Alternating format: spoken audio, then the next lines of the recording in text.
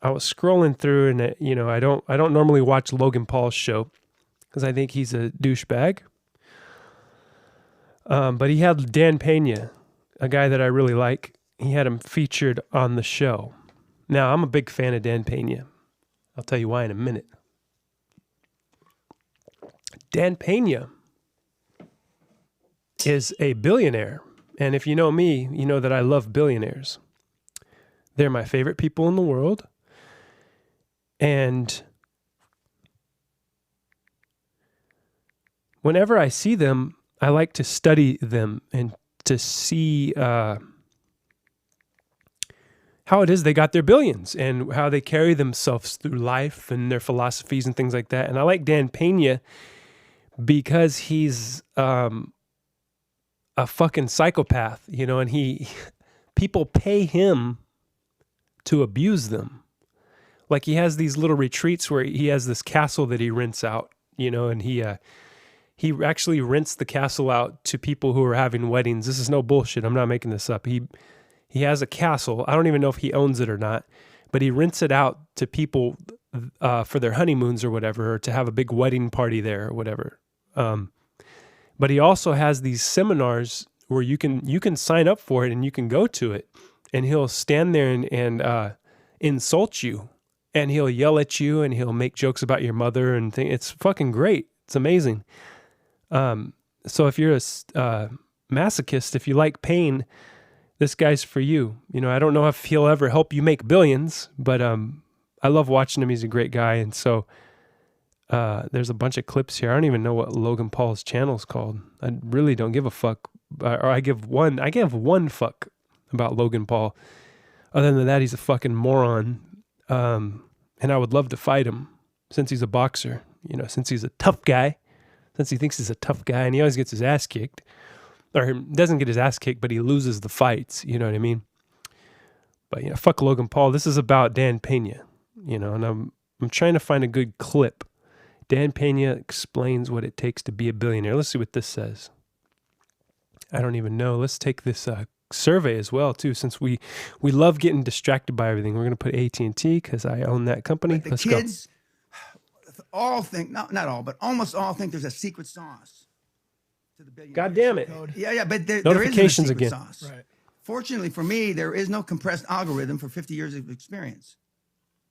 Then how do you turn $60,000 to $65 million 'Cause in 100 days? did it. In 100 days. No, because I in did it. 100 days. Yeah, because I took back in those days, and this is why I'm Because called I a financial wizard, is took what? that there was no law in the world on any major stock exchange that you could not take an option to buy public.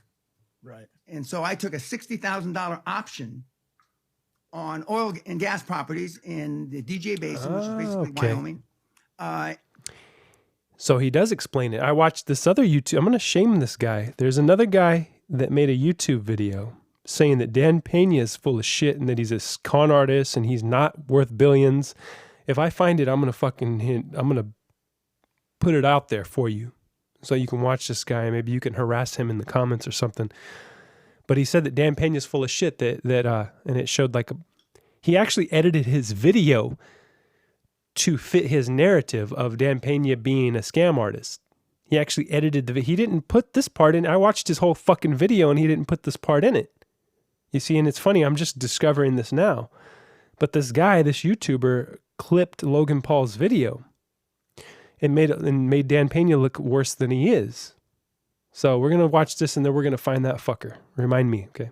Public on the London Stock Exchange, and I turned it into 65 million pounds, which is 100 million bucks in one day. You took an option Okay, public. let's say I give you 100 grand. I'll come back and buy this house for $10 million in a year. 100 grand is the option. Yep. You give me 12 months. Yep. Right? Yep. You understand? Well, I just did that on a big oil deal. Same thing. And when we did Found it, him. nobody had ever done it before, but it wasn't illegal. So then I did it in Amsterdam a few months later. And then they stopped it. It's called the Pena rule now. Wait, really? Yeah. The SEC? Yeah, SEC and all the governing bodies of the stock exchanges around the world came up with what they call it Pena because they don't know I have a tilde over the end. And you can't do that anymore. So you can't take options public. You actually have to own what you take public on a stock exchange. Well, but in those days, And you would have thought somebody would have figured that out. Stock exchanges have been around since 1535 when the Amsterdam founded the first burst for the tulip bulbs. They took public back in those days. But I came up and I called the top of the Bitcoin market, December 2017. I said, sell. It was $19,800. Yep. Yeah. Nobody listened to me. Of course. That I was called the the top top. of the oil market in the cap. summer of 2014 when all was 126,000. A few people listened to me, not many though. I've called a lot of markets. Too bad you didn't call the 2008 market. You could have saved GP some money. COVID-19 Well, the 2008 market, my methodology works better in a down market than in an up market. Right. So my kids didn't get hurt. We made money. So you win when the market's up, market's down, you just win, right? What about because we're not using our money. The two biggest levers we have in life are OPM, other people's money, and other people's leverage. So you for them to you hedge or what? No, I don't hedge. People's money. Remember that, folks. If you guys want to know how to become a billionaire, you use other people's money. It's even in a film somewhere. I can't remember where that's from. If anybody remembers, please put it in the comments. Other people's money. The guy's like a super greedy guy, this Wall Street guy in the film. I don't know if it's I don't think it's Wall Street. I don't think it's Michael Douglas or any of that. It's something else. If somebody remembers, please comment, or you could look it up or whatever. Help me out, you know? So, yeah, let's continue this video because this is interesting stuff. And this asshole, I found his name. His name's Derek Van Shriek. Shriek. Is that a shriek? Derek Van Shriek. We're going to go to that one, okay? Since you got to hear Dan explain himself, because this asshole kind of edited him out to fit his narrative. And we don't like fake news here at Scroll Sessions. You know what I mean?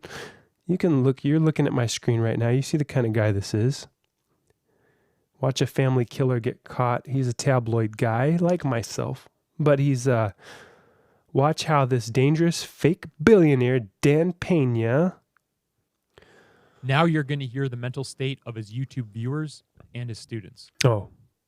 Now this is from... So we're starting somewhere like 24 minutes into the video because I've already been watching it. That's how long I watched it. So let's see what this guy's talking about real quick. one of you. You get to see Dan Pena in action. I don't deserve anything. I will never accomplish anything. I'm not worthy of being alive. If I can't reach my goal, I want to die. Jesus Christ, I man. can never do a normal job knowing what is possible. I would rather kill myself. Yes, a good part of his audience are younger people who he's made to feel inadequate and insecure. Their feelings of depression seem to have been amplified by Dan bombarding their minds with the bogus assertion that it's becoming super rich or absolutely nothing. If you notice, the wording in that note is very similar to the way Dan speaks, which shows his eerie strong influence over his young, impressionable followers. One of you said, nothing comes to mind. Where's my fucking gun? Where's my fucking gun? See, We used to have a live one. We don't do that anymore. Why did you have live rounds in it? we Dan? need a live one. You fucking beta cuck. I wish he had a live one. Maybe you would learn something if he had fucking real rounds in that gun. Sicko. Why do you think he had live rounds in it? Because he's fucking awesome, that's why. I've chosen to blur this out. This sicko is doing this while fully knowing that harming themselves is on many of the young people's minds that are in the room and also many of the kids that are watching on YouTube. Remember, when someone is feeling depressed and they see him do that, it looks and feels very different and much darker. When I see him do that, and I consider myself a very depressed person. Let me see if my screen recorder's even still going. Sometimes this fucking thing shuts off. I'm a very depressed person. I don't like saying that, but I'll say it to you guys. You know, and this is available for the world to see, but I don't really care. Well, one thing people are afraid of nowadays is like if they say they're suicidal, they'll think, well, if I ever get Epsteined or Clintoned or suicided, then they're gonna believe that it was real because they'll know that I was a suicidal person and nobody will investigate my death. But the thing is, like, if I ever get suicided or Epsteined, Nobody will probably investigate it because they'll be like, yeah, well, he was kind of a depressed person. But, you know, other than that, you know, I'm enough feeling sorry for myself. When I see Dan Pena put that gun in his mouth, it actually helps me as a person that suffers from depression from time to time. When I see him do it, it's like, well, I don't want to do it because it makes it more real to me. Like, what are you doing? You're putting a gun in your mouth and you're going to pull the trigger? You know, think about it. Think about who you're hurting when you do that. Think about all the people that you will be hurting. Even if you think you don't have people in your life, you know, even if you think that your family members that don't like you or don't love you, even if you don't have family members, if you're just some orphan, you don't know, there's somebody in your life that will be affected from it. Some stranger, somebody missing out on your art that you could be creating. And I'm being serious here.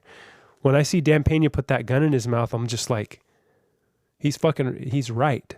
He's right. That's some weak shit. That's weak ass beta cuck shit. And that's what Dan Pena is against. He's against that because he wants you to succeed, right? And to succeed, you got to be strong. You got to be tough. You got to be able to take you got to roll with the punches of the world, right? So let's watch some more of this. This beta cuck explain who Dan Pena is in his perspective. Than those who aren't feeling depressed. He's growing, perpetuating, and reinforcing this bogus idea that it's super rich, high performer, or absolutely nothing in the minds of these impressionable young people who look up to him as a trusted mentor and grandfather figure. But most kids, and I call you all kids because I'm either old enough to be your father or grandfather, most kids are worthless pieces of shit. They should not have been born. They should have rolled down their mama's fat leg. This is only the start. It gets even crazier from here. And when you do it right. You know, don't f around. We've had people shoot their face off trying to commit suicide. Because he's right. You know what I mean? If you really want to fucking kill yourself, then do it. You know, don't fuck around. Don't do it just to get attention, right? Because they do, it just blows their jaw off. That's right. This grandfather figure to them and trusted mentor is now teaching his class and those watching on YouTube how they should do it. Again, he's creating. Those watching on YouTube, this show is a YouTube exclusive. So if you're watching this, it's on fucking YouTube. I'm here to tell you, this guy making this video,